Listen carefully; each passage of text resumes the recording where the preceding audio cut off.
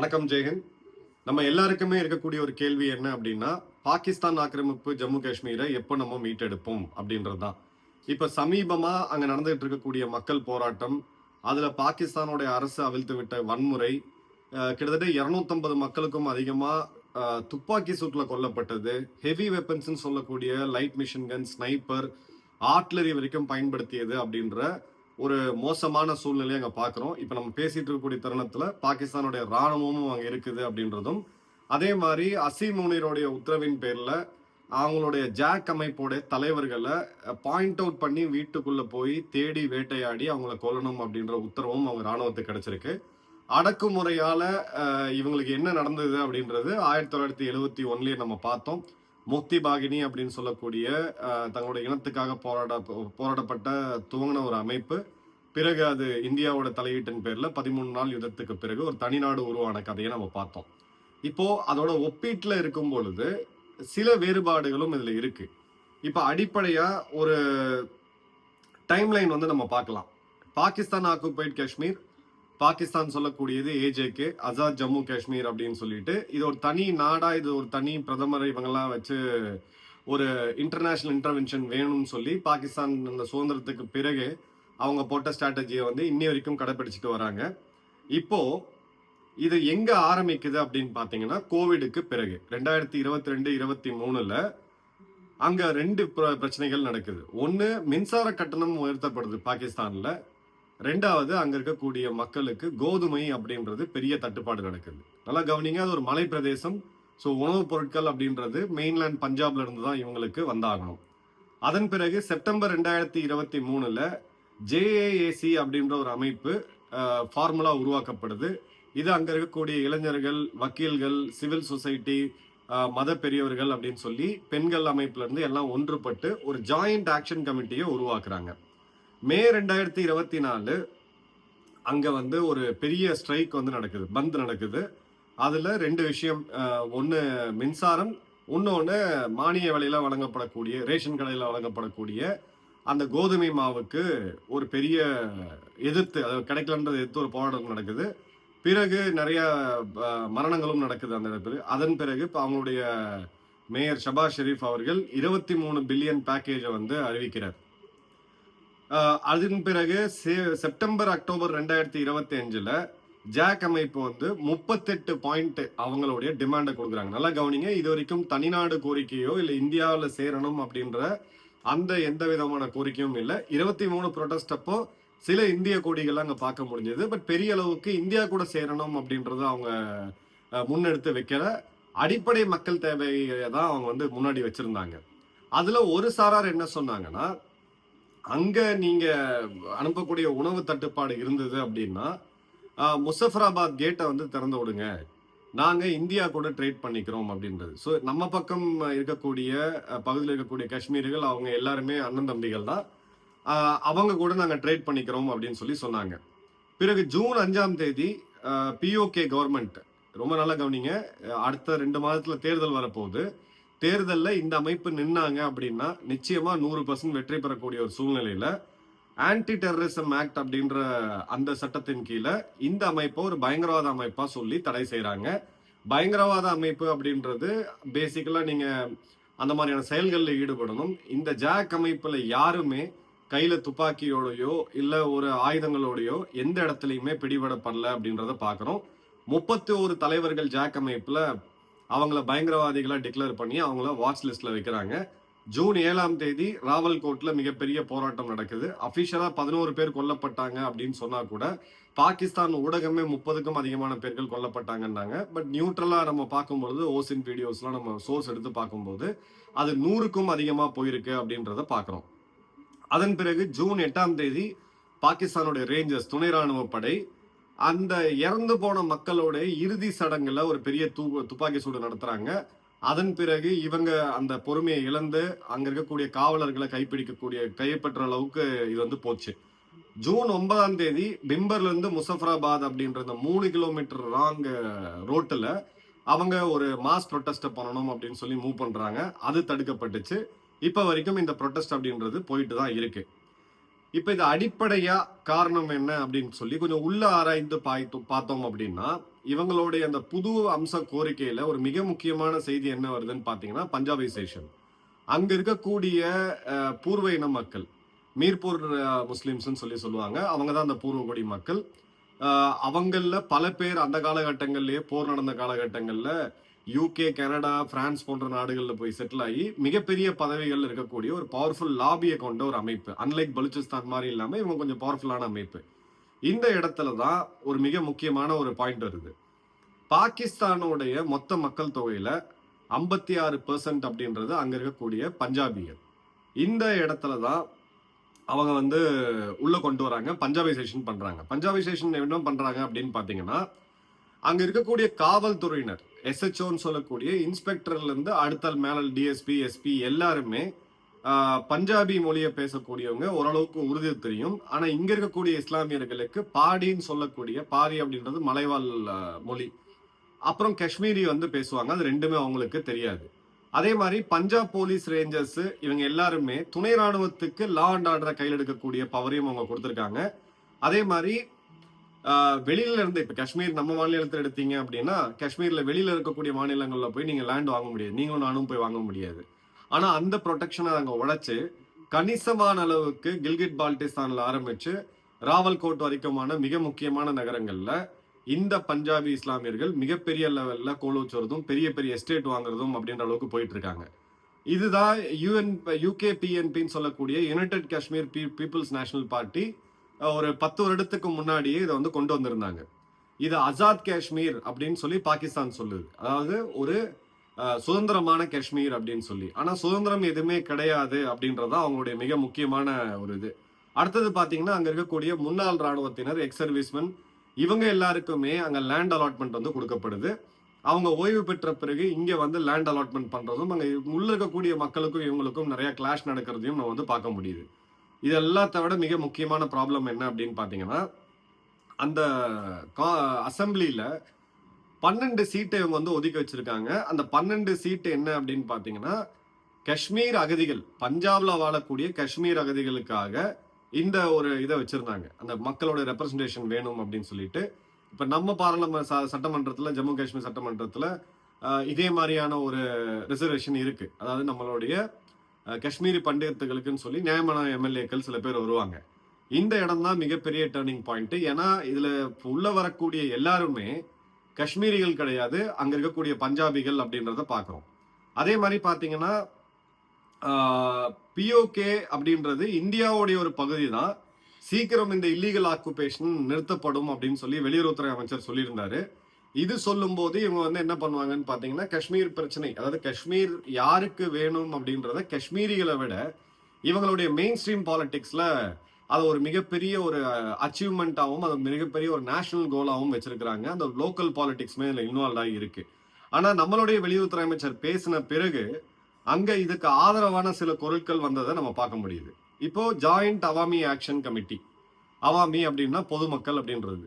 So இந்த joint Awami action committee அப்படின்றது 2023 உருவாகின ஒரு அமைப்பு. அங்க இருக்கக்கூடிய சீனியர் லாயர்ஸ், வர்த்தகர்கள், டிரான்ஸ்போர்ட் யூனியன், ஸ்டூடெண்ட்ஸ், பெண்கள் அமைப்பு அப்படின்னு சொல்லி எல்லா சிவில் குரூப்ஸுமே சேர்ந்தாங்க. இது ஒரு பொலிட்டிக்கல் பார்ட்டியும் கிடையாது, இது ஒரு ஆர்ம்டு குரூப்பும் கிடையாது, இன்சர்ஜென்சி குரூப்பும் கிடையாது. இது மக்கள் பிரச்சனையை ஒரே வாய்ஸ்ல சொல்லணும் அப்படின்றதுக்கான ஒரு கூட்டமைப்பு. அதன் பிறகு இவங்களுடைய இஸ்லாமாபாத் பார் அசோசியேஷன், இஸ்லாமாபாதோட ஹைகோர்ட் பார் மற்றும் பார் கவுன்சில், இவங்க எல்லாமே இந்த அமைப்புக்கு தடை செய்ததை கடுமையா ஒரு விமர்சிச்சிருக்காங்க. இந்த தடை உடனே நீக்கணும் அப்படின்னு சொல்லியிருக்காங்க. அதே மாதிரி பாத்தீங்க அப்படின்னா, 10 மில்லியன் பாகிஸ்தான் ரூபாய், கிட்டத்தட்ட $36,000 ஒரு தலைக்கும் ஜாக் அமைப்போட முக்கியமான தலைவர்களுக்கு இவங்க சன்மானமா வச்சிருக்கிறாங்க. அப்படின்ற போது இவங்களை கிரிமினல்களாகவும் பயங்கரவாதிகளாகவும் இவங்க ட்ரீட் பண்றாங்க அப்படின்றதுதான் அங்க இருக்கக்கூடிய மிகப்பெரிய கோபம். இப்ப அந்த சார்ட்டர் ஆஃப் டிமாண்ட்ஸ்ல அவங்க என்ன பண்றாங்கன்னா, எக்கனாமிக்கலா எலக்ட்ரிசிட்டி பில்ல நீங்க குறைக்கணும். ஏன்னா அந்த மின்சாரம் அப்படின்றது அங்கதான் உருவாகுது. 67% பாகிஸ்தானுக்கான மின்சார தேவை அப்படின்றது இங்க இருக்கக்கூடிய நதிகள்ல தான் உருவாகுது. ஸோ அந்த ரைட்ஸை பேஸ் பண்ணி தான் அந்த சிபெக் ப்ராஜெக்டே அந்த மக்கள் வர அனுமதிச்சாங்க. உங்களுக்கு சீப்பான மின்சாரம் கிடைக்கும், $3, $3,000 யூனிட்ல கிடைக்கும் சொன்ன மின்சாரம் இன்னைக்கு $16 இருந்து $23 வரைக்கும் அங்க வித்துட்டு இருக்கக்கூடியதை பார்க்க முடியுது.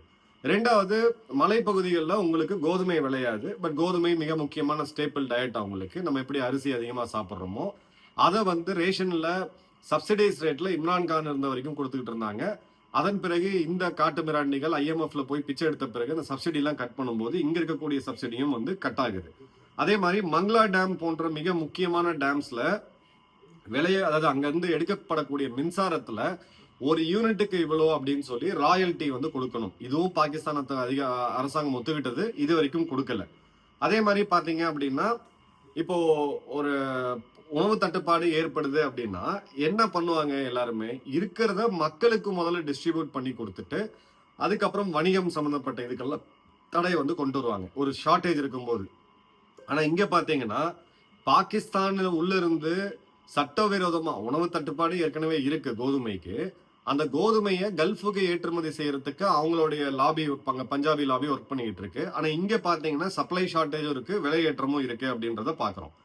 அதே மாதிரி இந்த ரூலிங் பொலிட்டிக்கல் எலைட்டு அவங்களுக்கு இருக்கக்கூடிய அந்த வாகனங்கள், ஃப்ரீயா கிடைக்கக்கூடிய லேண்ட் எஸ்டேட்டு, கரப்ஷன், இது எல்லாமே ஒரு பெரிய இஷ்யூவா இருக்குது. அதே மாதிரி இவங்களுடைய அந்த சிவில் லிபர்ட்டிஸ்ன்னு சொல்லக்கூடிய அடிப்படை தேவைகள், அடிப்படை உரிமைகளும் பறிக்கப்படுது அப்படின்றத பாக்குறாங்க. இப்பதான் இந்த 12 சீட் மேனிப்புலேஷன் அப்படின்றது. POK-JK லெஜிஸ்லேட்டிவ் அசம்பிளில மொத்தம் 53 கான்ஸ்டிடுவன்சிஸ் இருக்கு. இதுல 12 வந்து ரிசர்வ் பண்ணி வச்சிருக்காங்க. அதாவது 1947 இருந்து 65 காலகட்டங்களுக்குள்ள அங்கிருந்து வெளியேறின காஷ்மீரிகள் அங்க பாகிஸ்தானுடைய பஞ்சாப், சிந்துல வாழ்ந்துகிட்டு இருக்காங்க அப்படின்னா அவங்களுக்கான ரிசர்வ்டு இது. இதுல வந்து என்ன முக்கியமான விஷயம் அப்படின்னு பாத்தீங்கன்னா, இந்த ஓட்டர்ஸ் எல்லாருமே POKல இருக்கிறது கிடையாது. அவங்க லாகூர், ராவல்பிண்டி, சியால்கோட் போன்ற நகரங்கள்ல வசிக்கிறாங்க.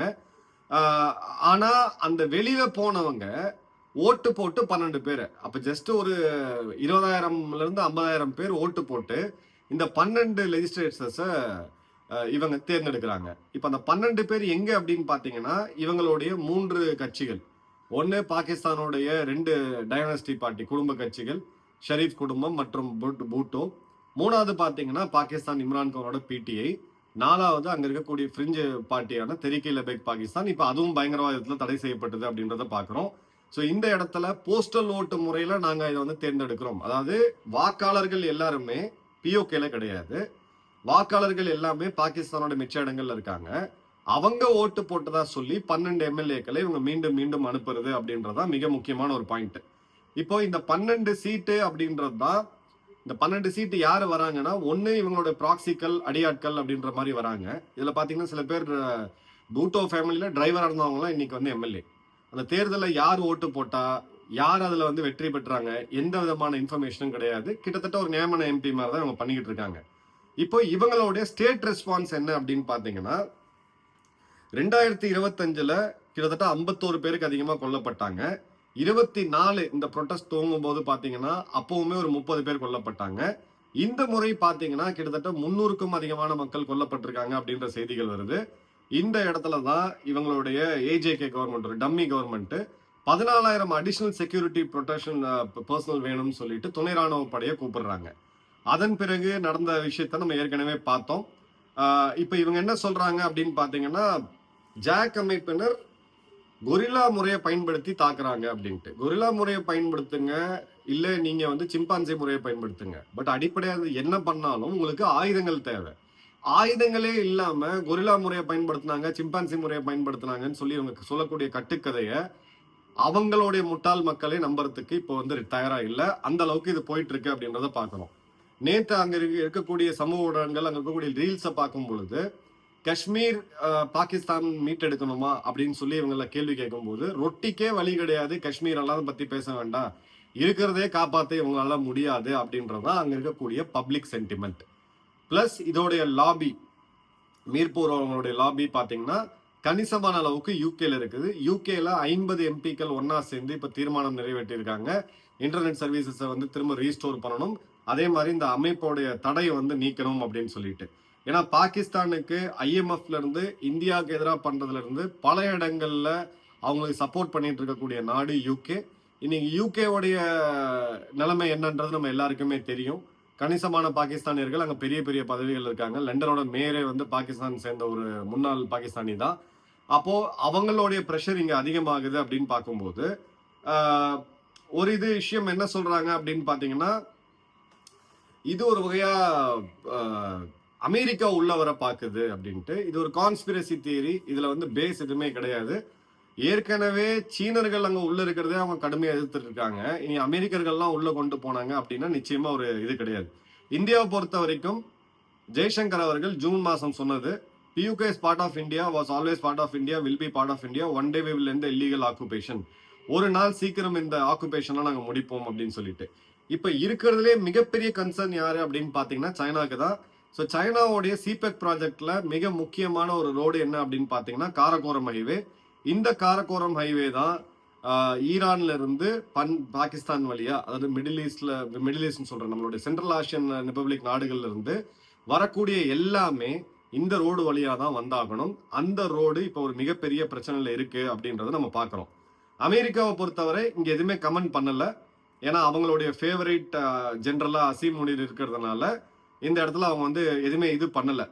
பட் இப்போ இந்த பஞ்சாபைசேஷன் அப்படின்றது முடியுமா அப்படின்னா முடியாது. ஏன்னா ரொம்ப ரொம்ப ஒரு ரம்மியமான ஒரு பகுதி. இந்த இடத்துல இருந்து இவங்க மீண்டும் திரும்ப போறதுக்கெல்லாம் வாய்ப்பே கிடையாது. இந்த 12 சீட்ல ஏதாவது காம்ப்ரமைஸ் நடக்குமா? மேபி நடக்கிறதுக்கான வாய்ப்பு இருக்கு. ஸோ அடிப்படை உணவு, மின்சாரம், மருத்துவம் பிளஸ் பொலிட்டிக்கல் ரெப்ரசன்டேஷனு, அவங்களுடைய உரிமைகள் நசுக்கப்படுறது அப்படின்னு சொல்லி ஒரு நாடு பிரியறதுக்கான அந்த டெட்லி காக்டெயில், பல ரீசன்ஸ் இருக்கு நாடுகள் பிரியறதுக்கு, அதுக்கான எல்லாமே ஒன்று சேர்ந்து வரக்கூடியதை நம்ம பார்க்குறோம். இப்போ இந்த நேரத்துல தான் எல்லாருக்கும் வரக்கூடிய கேள்வி, இந்தியா என்ன பண்ண போகுதுன்னு சொல்லிட்டு. சில இடத்துல இது கொஞ்சம் ரைப் ஆகிற வரைக்கும் நம்ம வெயிட் பண்ணணும். அந்த மக்கள் போர்க்கொடி தூக்கணும். இந்தியாவுடைய ராணுவம் எங்களுக்கு உடனடியாக தேவை, நாங்க இந்தியர்கள் இந்தியாவோட எங்க பகுதியை மீண்டும் இணைக்கணும் அப்படின்னு சொல்லி அந்த கோரிக்கை வெகு விரைவில் நிச்சயமா வரும். ஏன்னா இந்த சைட் ஆஃப் காஷ்மீர்ல ஜொஜிலா டனல் நம்ம இனாகரேட் பண்ணும்போது, வந்தே பாரத் எக்ஸ்பிரஸ் இப்போ ஸ்ரீநகர் வரைக்கும் போகும்போது 3 கோடிக்கும் அதிகமான டூரிஸ்ட் இன்னைக்கு காஷ்மீர்ல இருக்கும்போது, அந்த பக்கம் பாத்தீங்கன்னா அடிப்படை ரொட்டிக்கு மக்கள் போராடக்கூடிய நிலைமையில இருக்கு. ஸோ வெகு விரைவில் இது அரசியல் போராட்டமா இருந்து அதன் பிறகு மீண்டும் எங்க நாட்டுக்குள்ள நாங்க தாய்நாட்டுல நாங்க இணையணும் அப்படின்ற போராட்டமா மாறும் பொழுது நிச்சயமா ஜியோ பொலிட்டிக்கல் சிச்சுவேஷன்ஸ் கணக்குல கொண்டு நாம ஒரு மிலிட்டரி இன்டர்வென்ஷனை பண்றதுக்கு ஒரு மிகப்பெரிய வாய்ப்பு இருக்கு அப்படின்றத மறுக்கவே முடியாது. உங்க கமெண்ட்ஸை கமெண்ட் பாக்ஸ்ல போடுங்க. நன்றி, வணக்கம், ஜெயன்.